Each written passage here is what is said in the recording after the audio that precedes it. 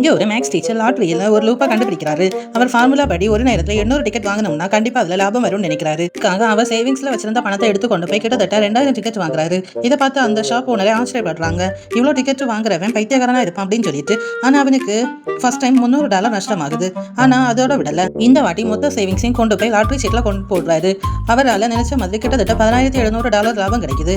அந்த காசை சின்ன சின்ன டப்பாயில போட்டு வீட்டுக்குள்ளேயே ஒளிச்சு வைக்க ஆரம்பிக்கிறாரு. தன் ஃப்ரெண்ட்ஸ் கிட்டையும் சொல்லி முதலீடு அதிகப்படுத்தலாம்னு சொல்லி பாக்குறாரு. இப்படி லாபம் எல்லாம் பாக்குற மாதிரி இருந்தா பெரிய பெரிய நிறுவனங்களை முதலீடு பண்ணி லாபம் பார்த்திருப்பாங்கன்னு சொல்றாங்க.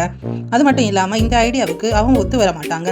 ஒரு நாள் இந்த காசை மறைச்சு வச்சதெல்லாம் வீட்டுல தெரிஞ்சு போயிருது. அவரு உண்மையே ஃபுல்லா சொல்றாரு. அவரோட மனைவி திட்டுவாங்கன்னு பார்த்தா அதை நீங்க ஏன் என்கிட்ட நேரமே சொல்லல, இதை சொல்லிருக்கலாம்ல, இதை நல்ல ஒரு ஐடியாவா தெரியுது அப்படின்னு சொல்றாங்க. இந்த வாட்டி 8000 டிக்கெட் வாங்குறாங்க. அந்த ஷாப் ஓனர் பார்த்துட்டு கிட்டத்தட்ட 12 மணி நேரம் அடிக்க ஆகும்னு சொல்றாரு. நான் கடையில 8 மணிக்கெல்லாம் மூடிடுவேன் அப்படின்னு சொல்றாரு. அவங்க படத்தை எடுத்துட்டு வைக்கவுமே அவனுக்கு மனசு மாறி அடிக்க ஆரம்பிக்கிறான். கிட்டத்தட்ட $21000 லாபம் பார்க்குறாங்க. இந்த லாபத்தை மட்டும் பார்க்க கூடாது, ஊர் மக்களுக்கும் சொல்லி கொடுக்கணும், அவங்களும் பகிர்ந்து கொடுக்கணும் அப்படின்னு சொல்றாங்க. அவங்க டவுனை டெவலப் பண்ணணும் அப்படின்னு நினைக்கிறாங்க. ஒரு நாள் கூட்டத்தை கூட்டி இந்த ஐடியாவை எக்ஸ்பிளைன் பண்றாரு. இவர் மேல இருக்கிற நம்பிக்கையில ஊர் மக்கள் எல்லாம் ஒத்துக்குவாங்க.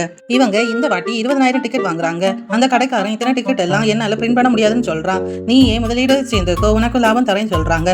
இந்த ஐடியா நல்லா இருந்தனால அவனும் ஜாயின் பண்ணுறான். அன்னைக்கு நைட் முழுக்க உட்காந்து பிரிண்ட் பண்றாங்க. அடுத்த நாளை காலையில அந்த ஷாப் ஓனர் ஓடி வாரான். கிட்டத்தட்ட $80000 லாபமா கிடைச்சிருக்கு. அந்த பணத்தை வச்சுட்டு ஒருத்தர் புதுசா வீடு கட்டுறாரு. இன்னொருத்தர் அவரோட பிடிச்ச காரை வாங்குறாரு. இன்னொருத்தர் அவர் பேர குழந்தைகளுக்கு படிப்பு செலவை பாக்குறாரு. மக்கள் முழுக்க சந்தோஷமா இருக்காங்க.